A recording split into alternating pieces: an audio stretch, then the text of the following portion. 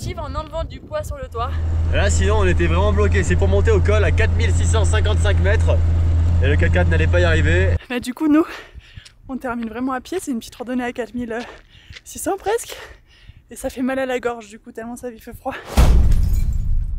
Nous, c'est Eva, Mathias et notre fidèle compagnon Shelby. À chaque continent, nous changeons de moyen de transport pour sortir de notre zone de confort. Nous avons donc tout quitté pour repartir à zéro, cette fois à bord de notre Land Rover Série 3 de 1980. Ici, on vous montre la vraie vie de voyageurs sans filtre. Des moments magiques, des rencontres inoubliables, mais aussi des galères, des imprévus et des remises en question. Alors embarque avec nous sous le soleil et sous la pluie, parce que l'aventure est plus belle quand elle se partage.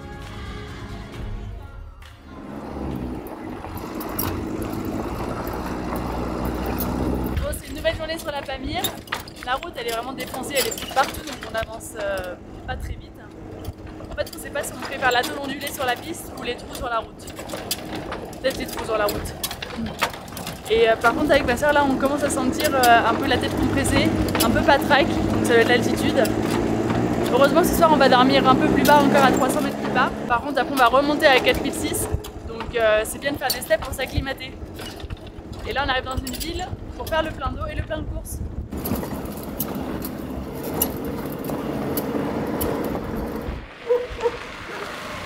Depuis qu'on a quitté le Wakan, l'eau est quand même vachement plus dure à trouver. Du côté du Wakan c'était très facile, il y avait beaucoup de rivières. Sur la Pamir c'est beaucoup plus désertique.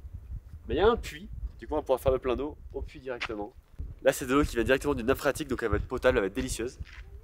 Il n'y a plus qu'à faire le plein.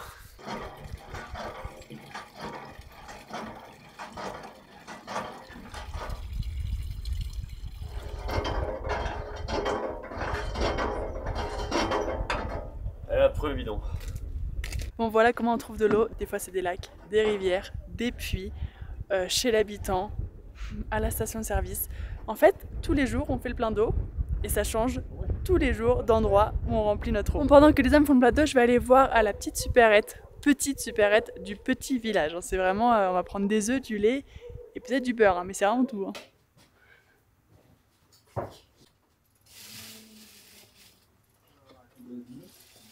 Là on fait marché d'économie locale. Petit village perdu à la montagne. Hein. Bon, regarde avec l'altitude, les paquets de chips ils sont tendus comme des string. Ça nous fera des sacs poubelles. Ouais parce qu'on en a plus. Ouais.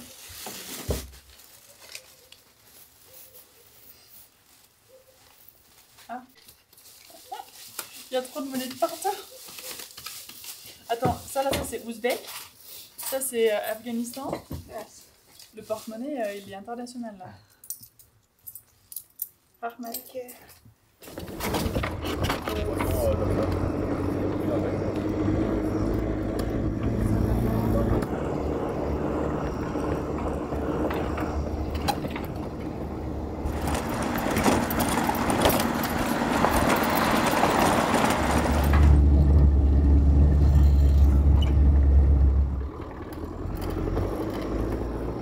Voilà les dernières la caméra. Là il faut absolument que je vous montre l'état de la route qui est...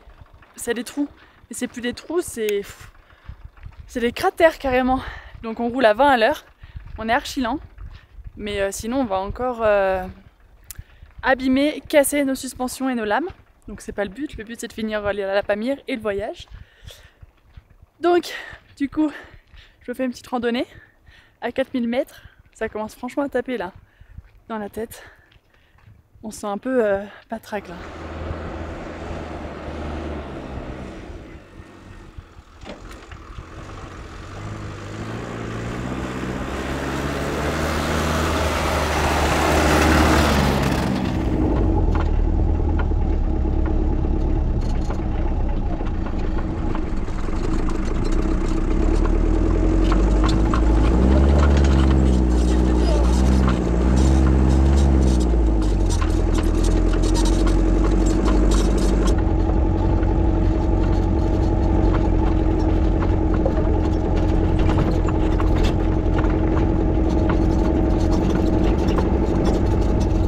Là juste devant nous il y a plein de yaks, c'est la première fois qu'on en voit, on en a déjà mangé, c'est fumé, c'est assez fort comme viande, mais là c'est la première fois qu'on en voit vivant.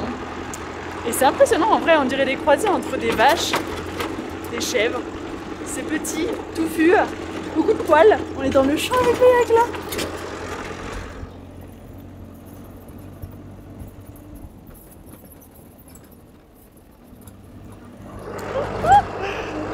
C'est génial ici.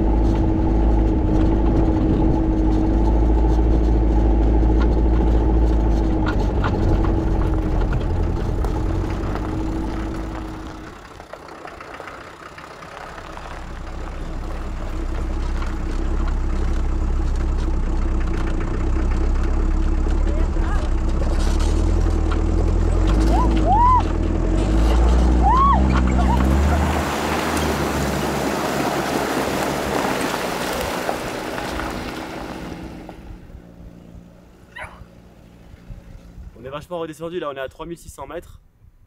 Et en vrai on se sent un peu, enfin, personnellement, j'ai un peu moins le nez bouché. Vous je sais pas les filles, mais Ouais, ça j'avoue que je me sens mieux. Bon, ça fait plus d'une semaine qu'on n'a pas fait de machine, donc là on va au moins faire les sous-vêtements dans la petite machine nomade.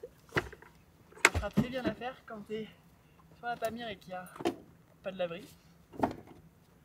Pas de machine automatique, ça c'est très bien. Ce qui est vraiment cool, c'est que du coup là on fait chauffer l'eau de la douche. Et donc ça nous fait une machine à l'eau chaude. Et ça c'est pas de refus pour laver le linge. C'est un amont, mon là. Ah ouais, et là l'eau elle est bouillante là. Ça a bien lavé. Les hommes font le bois pour le feu et les femmes pour la lessive. C'est un cliché mais ça fonctionne là. T'as fait les petits bois, le gros bois, le moyen bois? Ah, j'ai fait les tas par taille, par ordre de brûlage. Ça me rappelle Ginette. Là je fais une petite mousse au chocolat. Pour faire une mousse au chocolat, il faut faire monter les blancs en neige.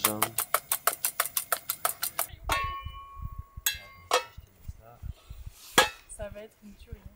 Et moi je cueille patates avec les saucisses pour après les mettre sur le grand feu de ce soir que Tona est en train de faire.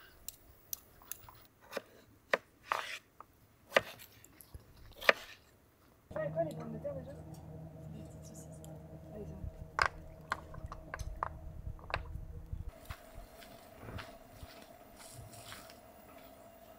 Ça c'est un beau feu ça. c'est un très beau feu.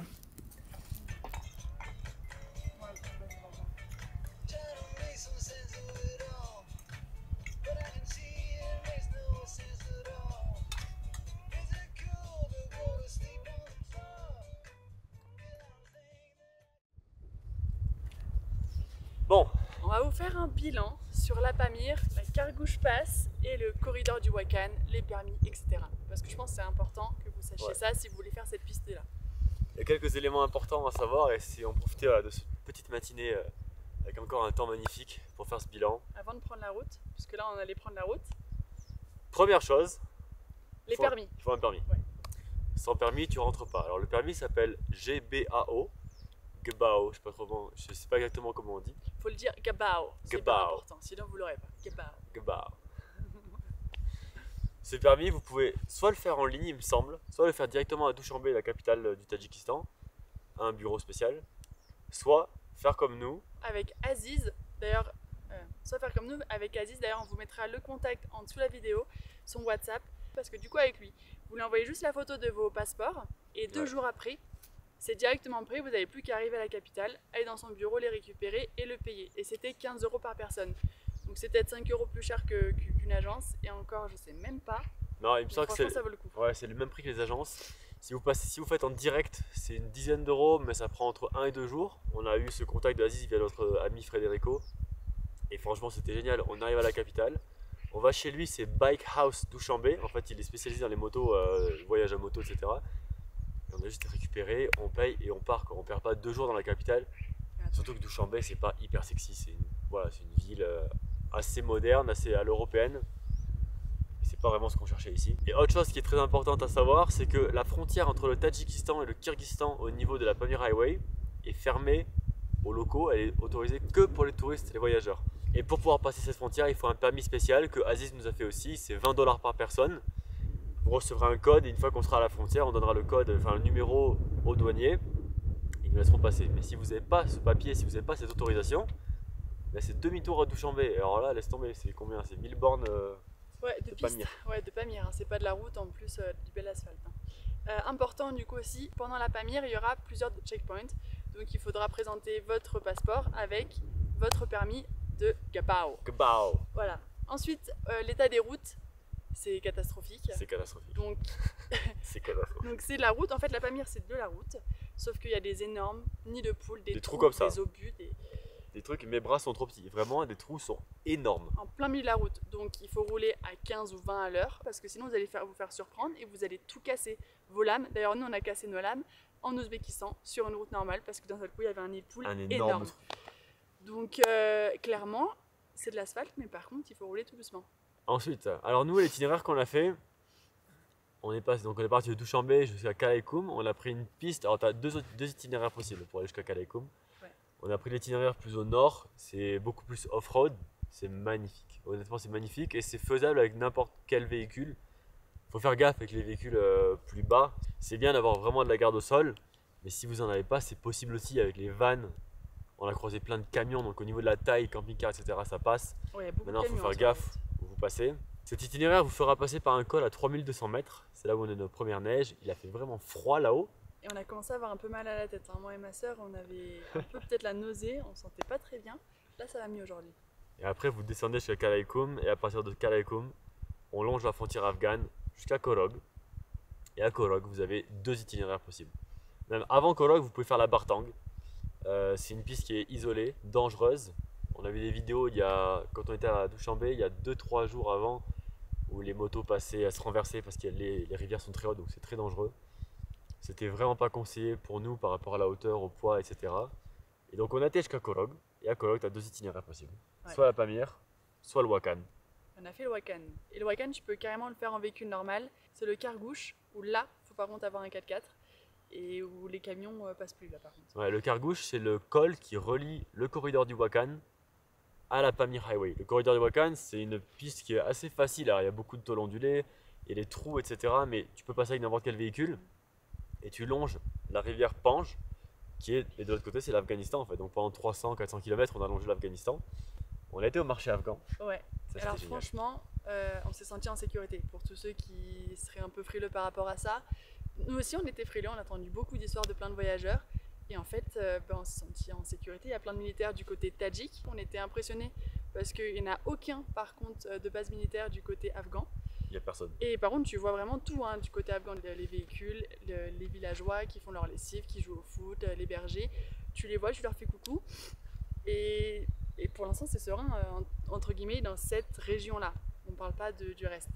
On avait entendu des histoires comme quoi certains talibans afghans tiraient côté tadjik sur les voyageurs et tout.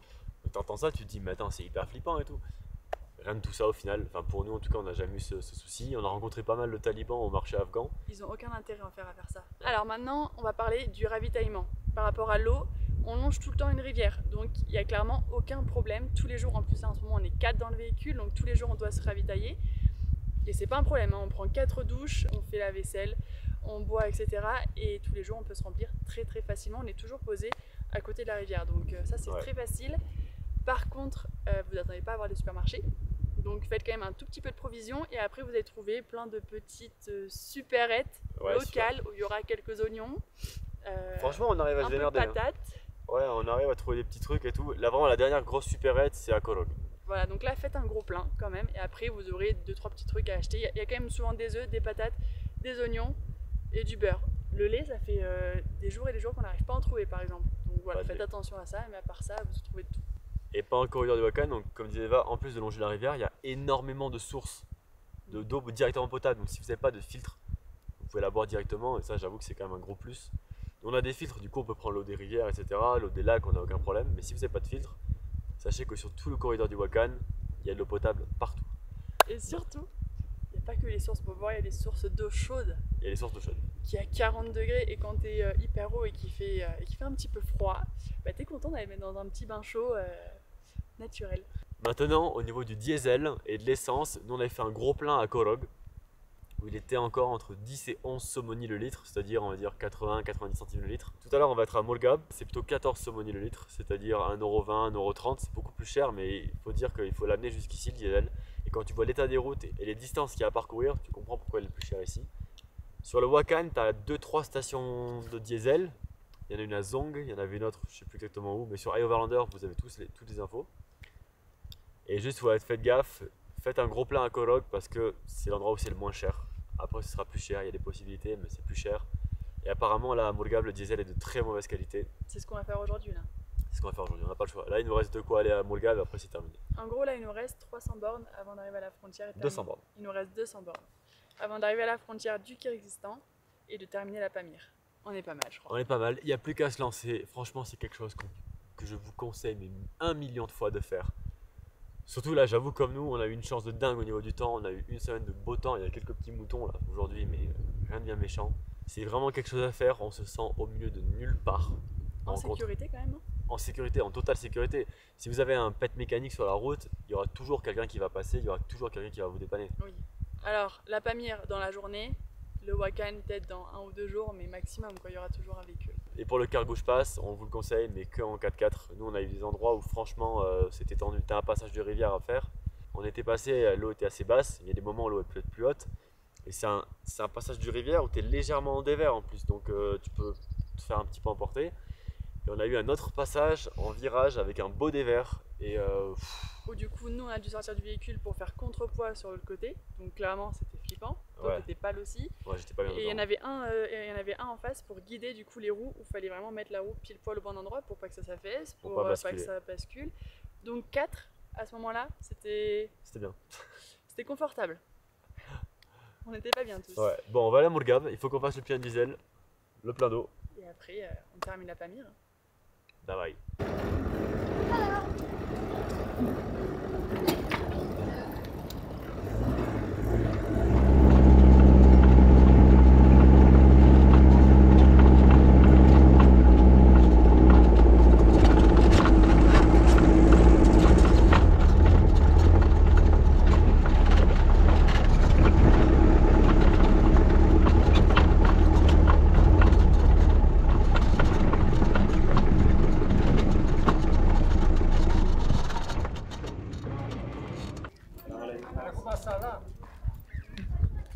On vient d'arriver à Mourghab, c'est la capitale on va dire, de la Pamir. Et le marché des conteneurs est assez incroyable. On trouve tout ce qu'on veut en fait. On se rend pas compte, au début on arrive, on croit qu'il n'y a que des conteneurs vides.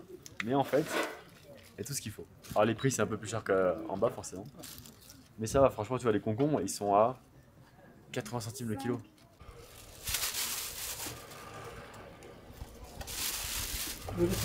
Et c'est le dernier stop. Hein. Dernier stop? Diesel et nourriture alors? Ouais, parce qu'à Carrefour il y a des petits trucs, mais il n'y aura pas de diesel. Ça, vu que vous avez des ils sont petits glacés. pois, on peut faire petit pois carottes.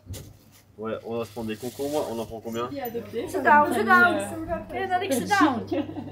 Sit down, please. Assis. Shelby, assis. Assis, assis. Assis. Assis. Ben oui, il faut le Assis, assis, assis. Shalom, shalom. La pâte. La pâte. La pâte, la pâte. La pâte. La padaille. La padaille, la pâte, la pâte. Yes. Là, c'est le supermarché, le méga supermarché. Pour vous faire une idée. Bon, on va essayer de manger du yak, on a essayé de trouver un resto qui en fait. Et apparemment ici c'est bon. Donc, mais là, impossible à trouver, c'est une locale qui nous a indiqué parce que toutes les maisons sont pareilles. Et derrière une petite porte, c'est un restaurant. Bon, finalement on n'a pas trouvé de yak. Enfin, on n'est pas sûr que ce soit du yak ou pas. On a trouvé du plov. Le plov, c'est le plat national Kazakhstan, Ouzbékistan, Tadjikistan. Je pense qu'il est existant. Et ça fait vraiment du bien de manger. Il est quoi, il est 13h là? En vrai, ça me fait bien. Voilà, maintenant il faut faire le plein de diesel. Je sais pas, la station m'inspire pas trop confiance. J'ai vu des commentaires sur iOverlander comme quoi il y avait des insectes dans le diesel et tout, qu'il fallait ajouter des filtres et des filtres. Bon, ça, j'avais déjà rajouté un pré-filtre. On a un filtre nous au remplissage directement, plus un filtre là-haut que je vais mettre en plus. Normalement, c'est bon. Mais là, c'est plus cher, hein. 1,10€ le litre. On avait pris l'habitude des 50 centimes le litre. Ça picote. Pizza.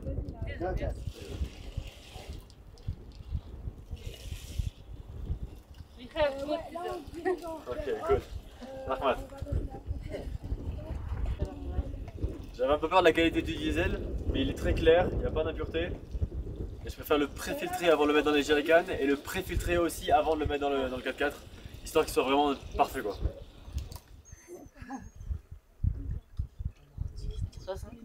What is the dog name? Shelby. Shelby. Tu négocies le prix du diesel là? Il me dit 13 mais... Ok. Ok, c'est bon, le prix est négocié. 12,50.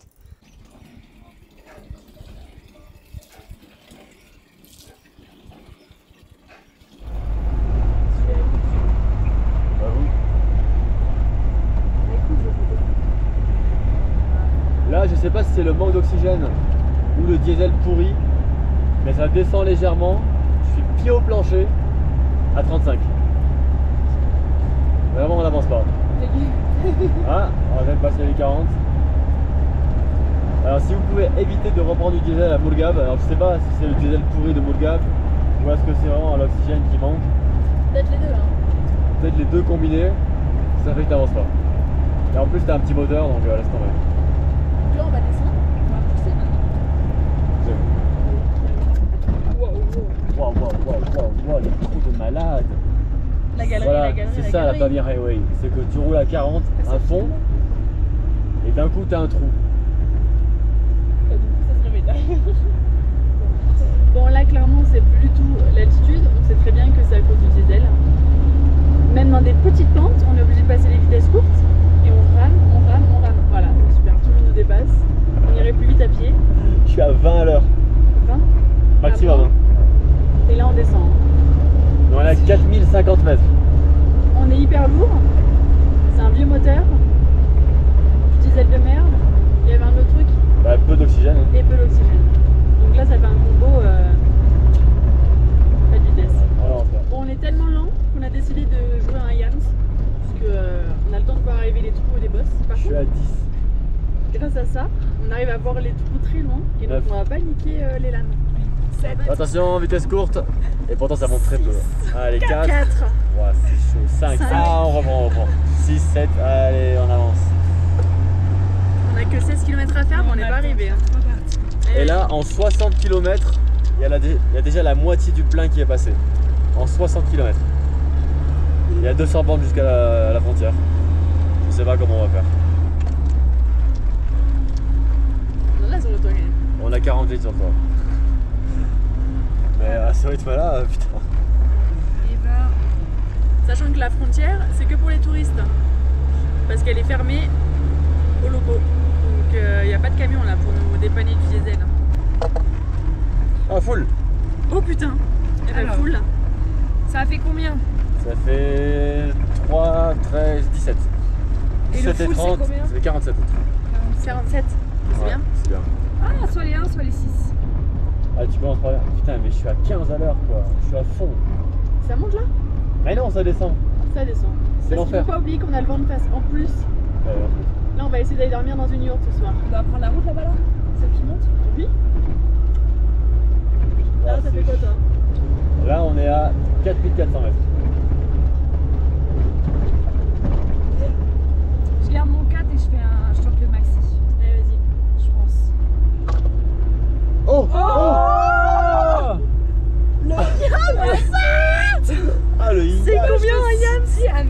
50 plus 4 fait 65. Elle est culottée, genre c'est son dernier lancer, elle se dit allez je relance tout. Le culot les gens, le culot. Alors ça fait 64 James de 3. 65. 65.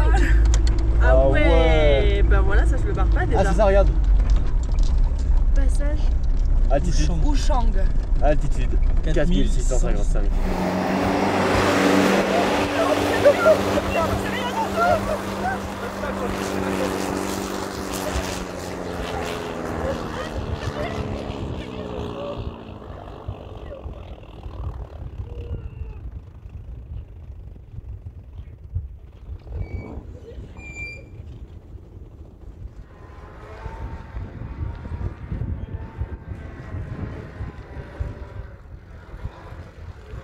On va faire une autre tentative en enlevant du poids sur le toit.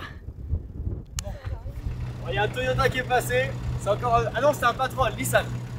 Il va le tracter jusque là-haut.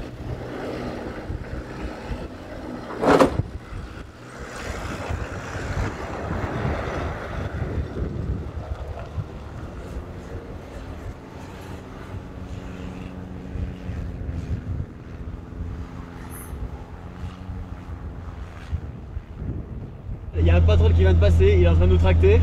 On a énormément de chance. Il a pas mal de puissance, on est tous les deux en boîte courte. Je l'ai accroché avec le treuil, c'est parfait.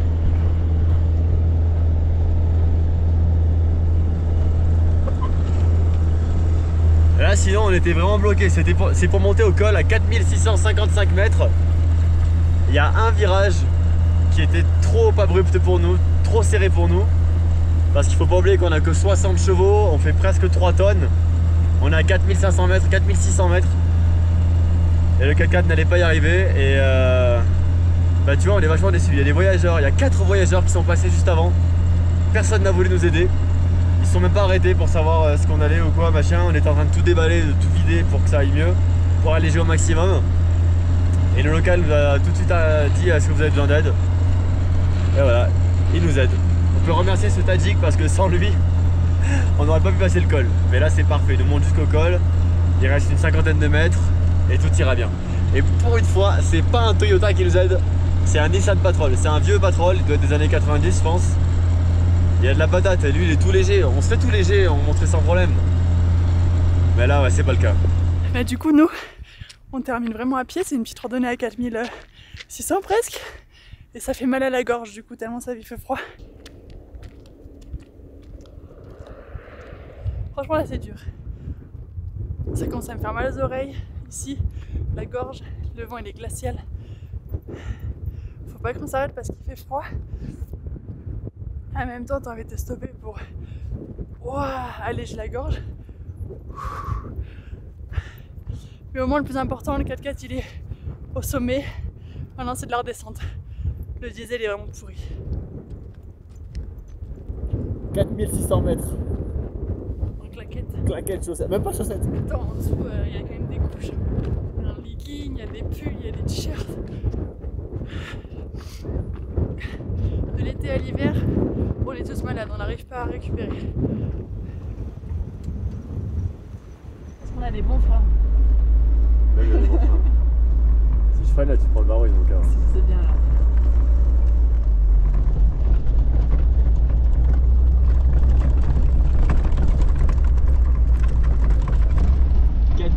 Franchement, je suis hyper content. Autant pour moi que pour le 4x4. Non mais, franchement, s'il n'y avait pas ce gars, on n'allait pas y arriver. Mais là, maintenant, il se régale le 4x4. C'est bon, on est redescendu. On va un peu plus vite. Tout va bien. Bon, là, on est en train de chercher un spot sans vent. Le spot parfait n'existe absolument pas. Il y a toujours un truc qui casse les pieds. Et là, en fait, sur la route, on a trouvé plein de Français qui sont à vélo, qui sont en 4x4, de partout. Et du coup, on est dans l'entente, donc on se colle tous au bâtiment pour couper du vent, sauf que le vent tourne. C'est un peu compliqué, donc on sait pas où on va dormir. Peut-être derrière ce mur, peut-être derrière l'autre. Je crois que le vent et la pluie, c'est le pire, et le combo, c'est la catastrophe. Mais en tout cas, on a passé le col, donc en soi, tout va bien. Maintenant, c'est que la descente. Regarde, c'est génial. Et là, les familles qu'on a rencontrées, ils sont 4 avec des enfants et un petit de 4 ans, il est à vélo et ils sont partis 9 mois jusqu'en Thaïlande. Enfin, en soi, tout est possible. Tout est possible. Bon, là, on a clairement été dans un village pour casser le vent parce qu'il fait vraiment très froid. On est entre des maisons et ça fera l'affaire pour ce soir. Mais là, il fait super froid là. Voilà le véhicule ici et on verra bien demain où on est. On va mettre l'annexe parce que ça va vraiment cailler ce soir. Les pâtes c'est un gros fiasco parce qu'on est en altitude et du coup ça chauffe très mal. Du coup là on est en train de manger les jeux avec ma soeur. Les garçons sont dehors en train de faire réchauffer les pâtes. Et on a un petit papy qui veut nous dégager de la rue. Donc on ne sait pas si on va rester là toute la nuit ou pas. On verra. Là il fait très froid dehors. Donc on est à 4 dans le 4x4. Il y en a une devant qu'on voit pas du tout. Il y a le petit chien, tout le monde a sa place. Tout le monde est serré mais tout le monde a sa place.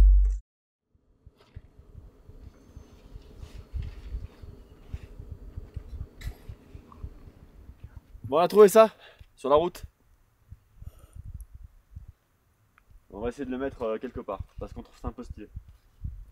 Est-ce qu'on le met là? En vrai, là c'est un peu stylé quand même. Là c'est vraiment stylé devant.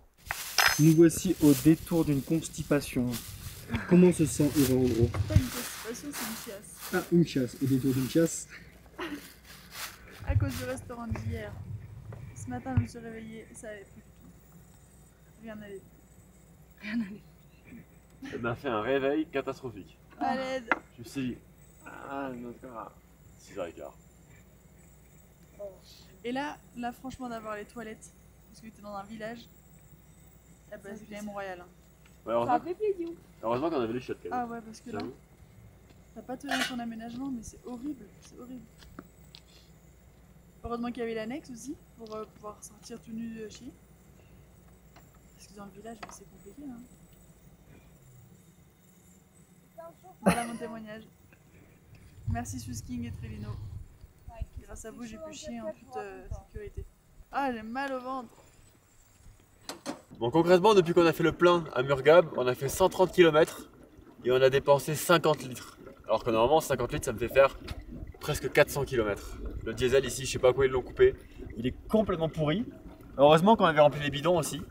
Au début, j'avais hésité. Je me suis dit, mais est-ce que je remplis les bidons avec du diesel pourri ou pas? Est-ce que vraiment c'est utile? Bah, si j'avais pas rempli les bidons, bah, on serait pas arrivé jusqu'à la frontière. Donc là, on refait le plein, on remet 40 litres. Et on est qu'à 35 km de la frontière, donc ça va aller. Maintenant, il va falloir arriver jusqu'à la prochaine station essence, côté Kirghiz. Inch'Allah. Bon, c'est la fin de la Pamir. Là, on se rapproche vraiment de la fin. On est à 30 bornes de la frontière pour arriver au Kyrgyzstan, qui est à 4300 mètres. Après, on va faire que redescendre, donc je pense que ça va aller un peu mieux niveau température. D'ailleurs, moi, ça va mieux après le resto d'hier. Parce que ce matin, c'était la catastrophe. Par contre, sur la route, on a trouvé ça. Ça fait longtemps qu'on voulait en mettre un. Et voilà, on a trouvé un sur la Pamir et il va parfaitement dans la calandre, sur le treuil, donc c'est nickel. Oui, il y a aussi petite info qu'on a oublié de vous dire, pour la Pamir, si vous êtes un couple ou des copains, prenez des cartes SIM différentes. Alors il y a Tcell pour le corridor du Wakhan et Megaphone pour la Pamir. Vaut mieux prendre les deux, même si en vrai aucun des deux fonctionne super bien. Pendant une semaine on n'a presque pas eu de connexion, à part à quelques petits villages, mais c'est très succinct. Et ensuite, deuxième conseil, faites des photocopies de vos passeports et du Gabao parce qu'il y a beaucoup de checkpoints et au moins vous allez passer beaucoup plus rapidement. En fait, vous lui donnez la photocopie et terminé, bonsoir, vous pouvez passer. Alors que sinon, va falloir remplir les papiers, faire vous mettre les photocopies, etc. avec le militaire. Donc franchement, faites au moins 10 photocopies de vos passeports avec de l'autre côté le permis du Gabao. Sur ce, nous allons rouler vers la frontière.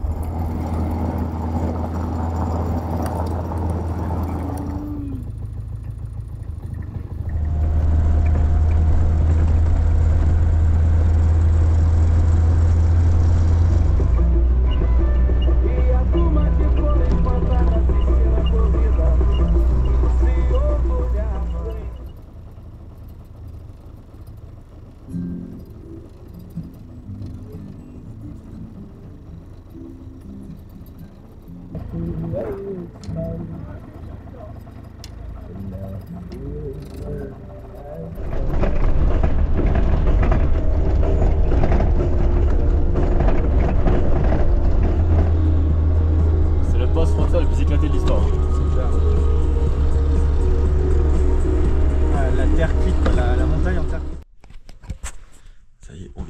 frontière.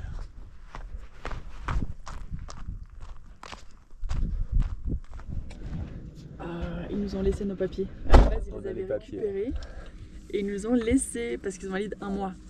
On a réussi à jouer sur ça. Ça, c'est cool. Franchement, c'était facile ici. Ils n'ont même pas checké le calcul, ils ont juste ouvert la porte et c'est terminé. On avait 2 crânes. Ils en ont gardé un. Ils nous ont laissé hein, quand même. Ça, c'est Ils cool. en ont laissé un, ça c'est très cool. À pouvoir le vernir, le polir. Bon, il nous manque un petit garçon quand même. Il manque quelqu'un. Un passager. Le passager est manquant. Pas vrai. Franchement, ici, il les range vraiment bien les tampons. Hein. Eh, ça va recouvrir une page, hein. Kirghiz, et après, hop, nouvelle page. Kazakhstan. Ah ouais, les pays en stand là, ils vont nous faire double page, c'est trop cool. Bon, là, on est dans le No Man's Land et la route, elle est éclatée. Il y a des trucs partout. La route elle est terrible, hein. Franchement, sans vitesse courte, encore une fois on monte pas. Ouais. Ah oui d'accord. Ça y est, on passe le col, 4300 mètres. C'est un champ de boue, c'est un champ de mine là. Ah oui d'accord. D'accord. En plus, il a plu il y a pas longtemps. En fait, vu que c'est à personne n'entretient le No Man's Land. Et c'est n'importe quoi.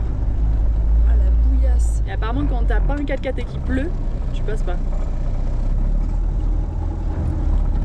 Il y a des nuages au fond.